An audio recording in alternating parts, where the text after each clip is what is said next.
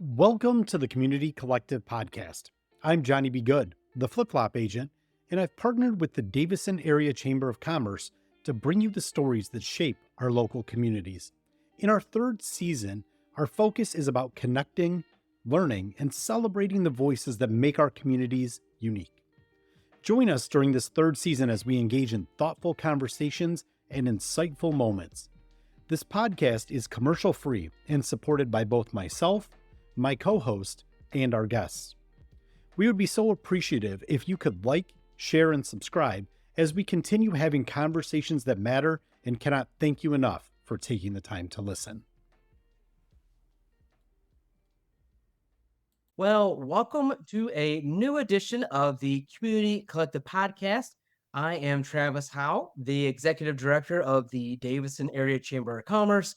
My co-host, Johnny B. Good, the OG flip-flop realtor, is picking up his kids from school because we chose to do a recording right when school is getting out because I was trying to grab one of our local teachers who does a lot in the community and offers a wide variety of education opportunities for local students.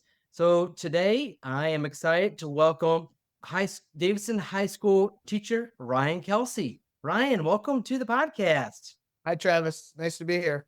Yeah, well, I know that we have had the opportunity to kind of interact maybe over the past year or so in a kind of a wide variety of areas. And so I appreciate you taking some time just to share more of your passion and for art and for education. And kind of, I think it's interesting to really let people know the different ways that you are working with students to help them to learn. Okay. Yeah. So we'll kind of get into it. So, Ryan, with your extensive background in both art education and instructional technology, how do you integrate these two fields into your teaching to enhance the learning experiences for your students?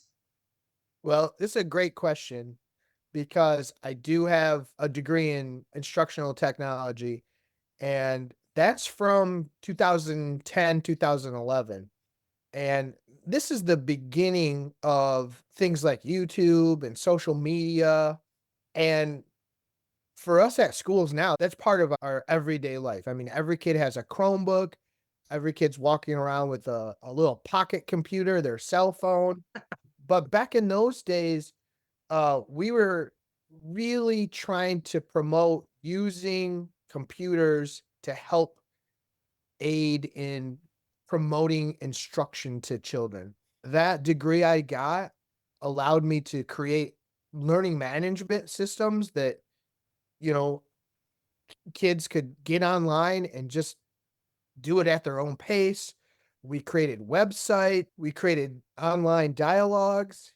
And I think what we have learned over the past 14 years is that while that's nice and it works for some kids, we really found out during the pandemic that it's bad for most kids. And the fact that these kids are walking, like, if you come into the hallways of our school, there are kids walking around staring at a Chromebook and staring at a phone. And you're like, what are you doing? And so as a teacher now, I've pushed all of that to the side. Yes, I still post things on Google Classroom because there are kids that are absent that can access that. But I feel that kids really need face-to-face instruction, and especially in the art world, kids need to have a pencil or a paintbrush or a hammer in their hands, and they love that feel for it. And so over the past 14 years, as we've gone towards this more digital technology, there are kids that are really suffering. And so I think we're seeing a move back to old-fashioned technologies. Yeah, no, and I think I love it. I am probably one of the least most artistic or creative people sometimes. And I remember in middle school, we were always required to take two art classes. Enjoyed it sometimes, but it was such hands-on. It was, you didn't have technology back Yep. then. We were still, to be honest, it makes me sound really old. We were still learning to use the internet for certain things. But then once I got into high school, we had to take a semester of art and had a great art teacher who is also, yeah, very hands-on. We are going to do, paper mache. You're going to paint, you're going to do all these crafts. And I see how important that is as I have gotten older, because Yeah. there is so much technology, which I think is beneficial because I've had quite a few people help me create things for the chamber or create things for me for other things I'm involved in. And it wouldn't have been done without technology. But I feel like what you're offering is, get off that. There's other ways to learn. There's ways to just enjoy being creative with just using your mind Yeah. the whole Well, time. let me say this too. I do teach, a photography class, a computer graphics and animation class, and a lot of that is computer based. Sitting down at a computer and making an animation or creating a visual graphic for graphic design. I mean, you need the computer for that. And those are skills that I still push and I still teach. But there's a difference between consuming media and creating media. Okay. And Yeah. and when we like my grad classes back in the late 2000s, at that time, YouTube was brand new. Facebook was brand new. MySpace was brand new. Yeah. And our professors were so excited. And we had to create all these accounts and we had to create all this content. And I remember them saying, in the future, we are all going to be content creators. You're not going to be just consuming and watching. You're going to be creating television and creating movies and creating songs. And the sad thing is that, yes, what you have in your cell phone, everybody's cell phone, you can make a movie with that thing. I could teach you to make a movie with that thing that would be just as good as like a 1980s movie. Everything could be shot on your phone, recorded on your phone. You could write the music on your phone, and it would look just as good as a 1980s movie. And the sad thing is, most of us aren't using it for that, you know? Yeah. So we have this wonderful piece of equipment that can do so much, but in the end, all those professors were wrong. Most of us are just consuming. And so that's what I'm trying to get across to kids, no matter if they're like you. I'm not very artistic, Mr. Kelsey. I'm just here, to get a credit. That's great. But I want to teach you to be creative because no matter what field you go into, you're going to have to be creative. I'm going to teach you to be a problem solver. I'm going to teach you to think outside the box. I'm going to teach you to observe things. And that has been really my push mm, since the past 4 or 5 years has been create, don't consume so much. I mean, we all have to consume some, but the balance has really shifted. And I'll see it in my own class. We have an art project. You're surrounded with materials.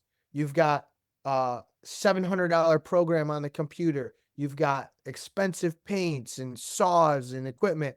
And I look over and a kid's just staring at their phone and I'm like, no, like go make something. There's so many things here. Yeah. No, and Right. I think that's when I've talked to you and I've had the opportunity to like be in your classroom, there's so many visual things to see that the kids have been involved with and that you're teaching them. And I think I love that Davidson Schools is trying to find so many new ways to get kids engaged, to get them to try new things. And I think you realize it that so many kids learn in different ways.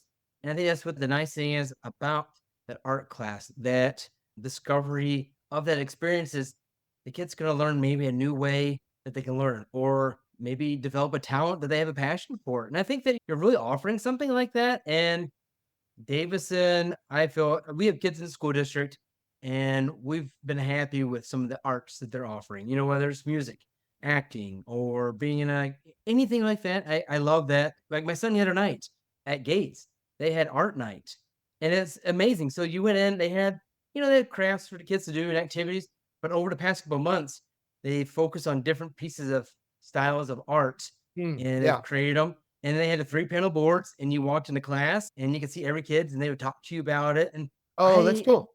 it was really cool. And my son was so excited just to show us that. And he would talk about the different methods he was using it to create it. But then he goes, but look at my friends. Like they did a little bit different than me. And I think that Davison really focusing on so many different avenues like this for kids, it really allows them to be creative and gives them a different opportunity to maybe use a different part of their brain. Yeah. Yeah. Well, and one of the things is that so I might have 300 students a year, 150 per semester. And I know not all of them are going to be professional artists one day. They're all going to have to go out into the world and find their role. And what I love about being a teacher, one of the things is that yeah, I get an email here and there from a kid that's a graphic designer in New York. He's like, "Oh, thank you for my education, Mr. Kelsey. I learned so much from you," and I love those emails.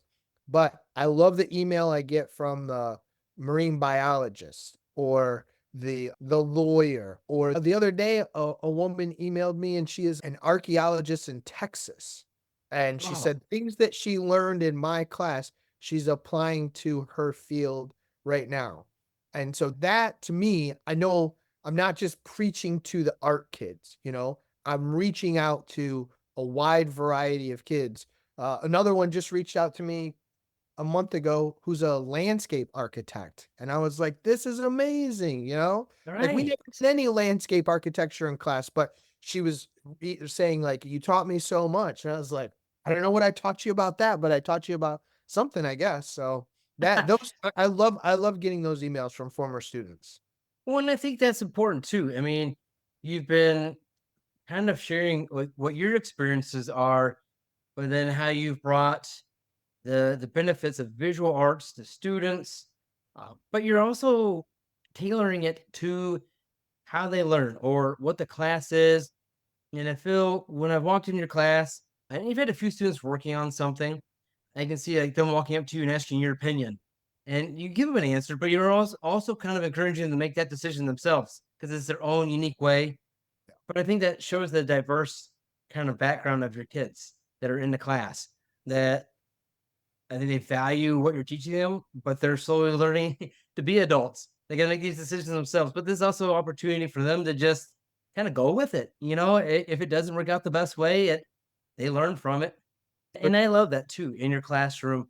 The kids they are. It seems like they're really enjoying it, and I know that I see different projects you're working on. But so through the evolution of art education, how has the approach of teaching art evolved during your career, especially the advent of new technology and mediums? I mean, you've kind of shared a little bit, but how has it like when you started in school and going well, through now, like starting teaching and over the years? I can say the access to images is way easier. So at one point in time, if I wanted a student to see a painting by Leonardo da Vinci, I would have to have a poster or a Oh book yeah. or something like that. And just being able to project that image from your computer, like any image of created by any artist is probably online, and I can instantly show them that, which is something that was way different at the early stages of my career. I mean, we really didn't have that internet access and the computer to do that. We used to buy so many posters and so many books.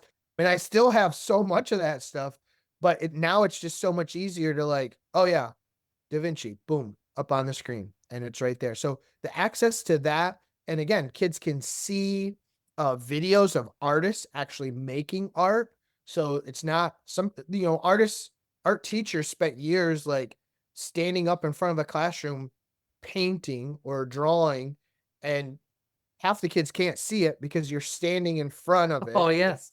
And so now you can record that yourself and put it up there on the screen, or you can just find a video of it. Oh, this is how you paint a flower. Here, we're all going to watch this together, and then I'm going to do a quick demo. But when they see it on the big screen and no teachers blocking them, it's way different.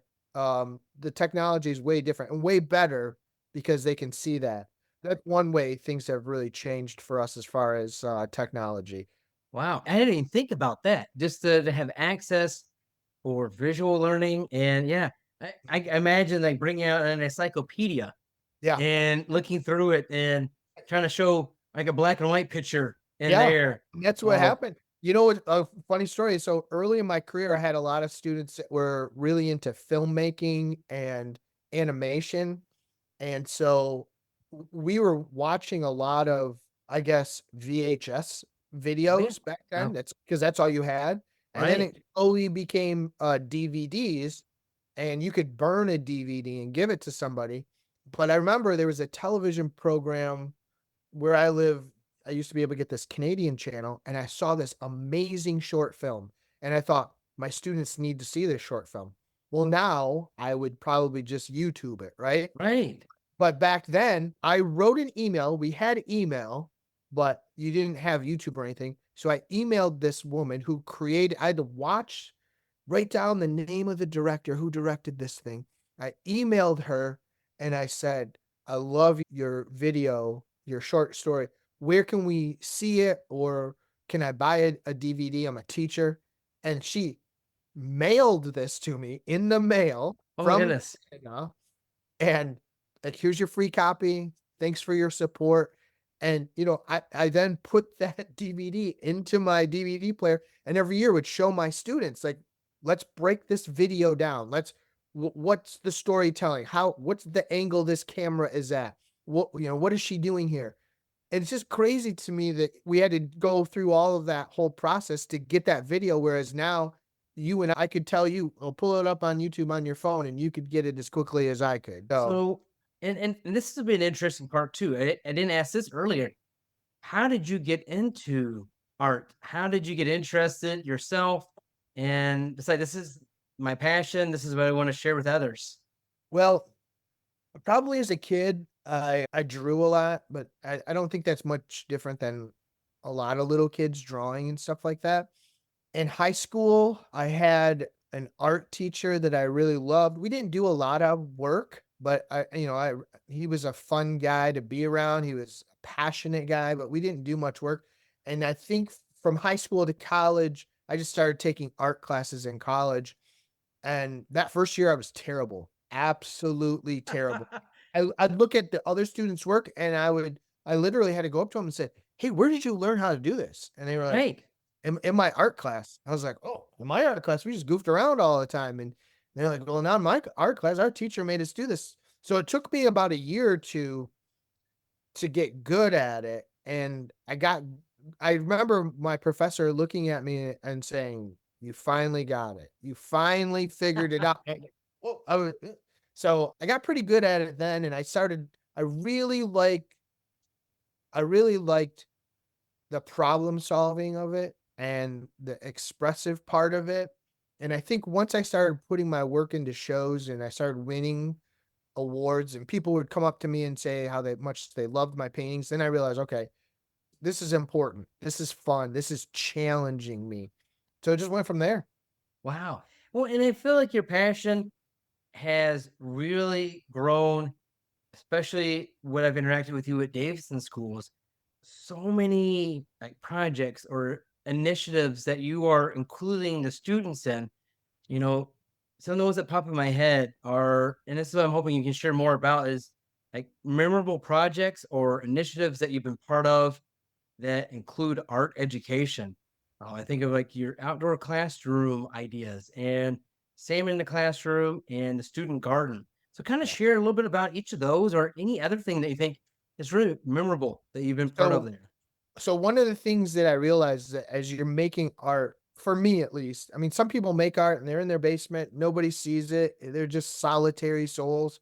But for me, a lot of the art that I'm making is meant to be viewed by the community. It's meant to people to engage with it. There's an engagement. I want people to be impacted by my art.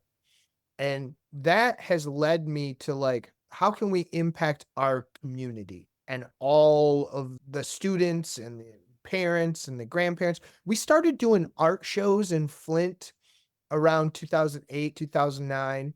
And I realized we could get a whole group of people together and create this event that the community was really passionate about. Kids have changed. Kids now they're not as independent as they were back then. They don't Okay. drive as much. There's a big change. So that kind of fell by the wayside, but I still want to get that community engagement. And the garden is part of that.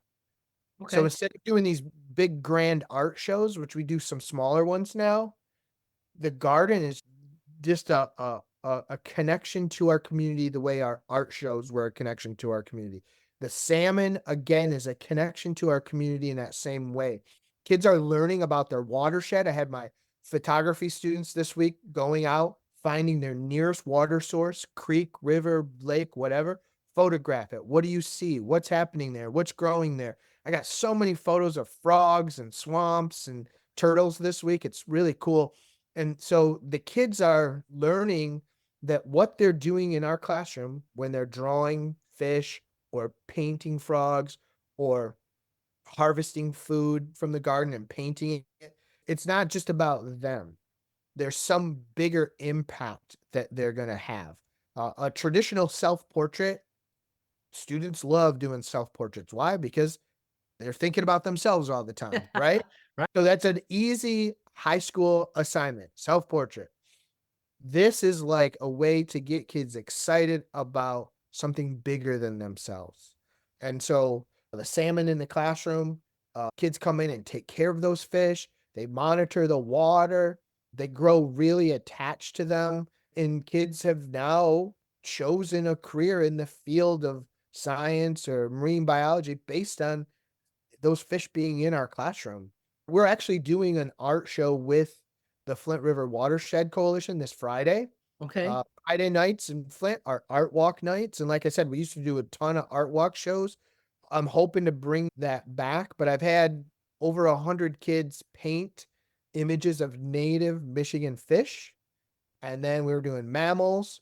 Mrs. McAllister and Mrs. Sanderson, two teachers at our school, are also contributing to this and their students. So we should have, I'm thinking, over 100 art pieces at the Watershed building this week. Wow. And night. And I feel I know when I've been up there, it was like wintertime. I was driving around for a meeting up there, and like even the kids that are outside, they're doing the painting, the snowplow Yeah. blade. Yeah. Again, that's another community engagement, right? It's like, Right. here's your opportunity to make art, but it also like connects to our community. And we won this year. Fortunately, I had every one of my students design an image for that snowplow. Unfortunately, one of our students, Lucy Stevens, was the winner of that. And you'll actually see if anyone shows up to the art show this Friday, Lucy has a beautiful painting of the Arctic grayling, which is the Okay. fish that's making a comeback right now. We're trying to get that fish to make a comeback. And so again, like, yeah, I'm teaching the kids how to paint this fish, you know, problem solve, matching the colors and the shapes and the texture. But also in the back of her head now, Lucy knows that the grayling have almost wiped out of Michigan. You know, they're almost extinct, but people here are now bringing that fish back. And the garden is the same sort of concept. Like, you look at what kids eat for breakfast. It's like a donut and a Coke. And you're like, what Right. is this? You know? And I don't even think a lot of these kids realize that you can grow food and eat that food immediately. And Yes. so we have kids all last fall uh picking raspberries, picking pumpkins, zucchini, tomatoes, and then eating that food almost as quickly as they had a chance to draw or paint it. Like, when can we eat this? When can we eat this? Well, finish your drawing and then you can eat your raspberries. Yeah. Well, and I think that you're finding these very unique ways to help kids learn because not everyone does their best sitting down in a classroom Right. for what, 6, 7, 8 hours a day. So that opportunity to go out, work in that garden, and then see the end product, but then also incorporate it into their art. But then I know like the salmon in the classroom.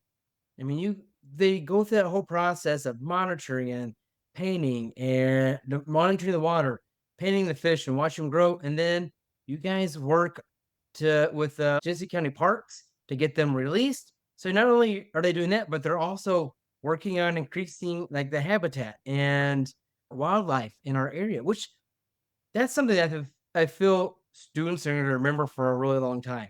It's just that it may only, be that one class that they have, but it's something that continues with them. And you mentioned earlier that a lot of them will reach back out to you in a career they've had. So if you could, what advice would you give aspiring art educators, especially those interested in technology, or just anyone that's interested in getting into teaching? What type of advice would you give them? I would say if you want to become a teacher right now, you got to be a performer. You've got to be able to 6 hours a day get up on that stage and perform for your students. You and I probably had a lot of teachers like this that just sat behind a desk grading papers. It's the same way now. There's a lot of teachers who do the same thing, except they're not grading papers. They're probably behind a computer, Yeah. and kids hate that. Kids are just bored out of their mind. We need to get rid of the Google Classroom Chromebook infatuation. And no matter if you're I mean, we're doing this now with math. Math right now is changing the model, and kids are getting up and doing math vertically, which is something that I did when I was in school. Oh, Like, yes. go up to the board. You got question number 7, you got question 8, you got question 10, and you would stand up there and then the teacher would break it down, where you got this wrong, where you got this right. And I think we moved away from that because, like, whoa, why do we have kids up at the board when they could all be on the computer? But we realized that sitting there, like you said, for 6 hours a day is terrible. Getting It's a kid up and moving is so beneficial. So I think that if you want to be a future teacher, you got to be jazzed. You got to be excited. You got to go beyond your subject, right? You teach English. How about let's really create a book club, right? You yeah. teach science. Let's get the kids out in the rivers. Let's get the kids out, doing science, real science. Instead of that, I remember doing science. We had one dissection in biology class, one dissection, right? It's like we do, the comparative of that every day in art class. Every day the kids are creating something that, they have the opportunity to take home, and it's a physical thing. And I think a future teacher should move beyond the desk, get outside. That's where the learning's going to take place right now. Get the kids out. Be creative, get the kids engaged. I know the teachers I really remember were those ones that really got you out of the classroom, got you up and moving in the class. And I think that They were really probably sticks with them. passionate about stuff, right? They were the most passionate ones. Right. Yeah. Yeah. We had a teacher that had a greenhouse, but it was our responsibility to go out there and work in there. And I think that's something that I love to see that's going on at the schools and your passion. And so I really do appreciate all that you're doing. It makes me excited for my kids. They get up to the high school. I'm not trying to rush them growing up, but just get engaged, enjoy what's going on. You're only a kid for so long before you really have to grow up. That's true.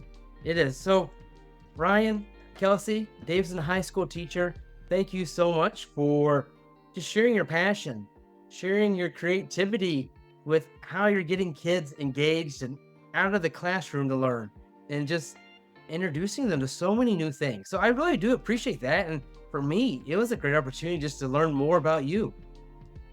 Thank you, Travis. It's been nice to be on here having a chat with you.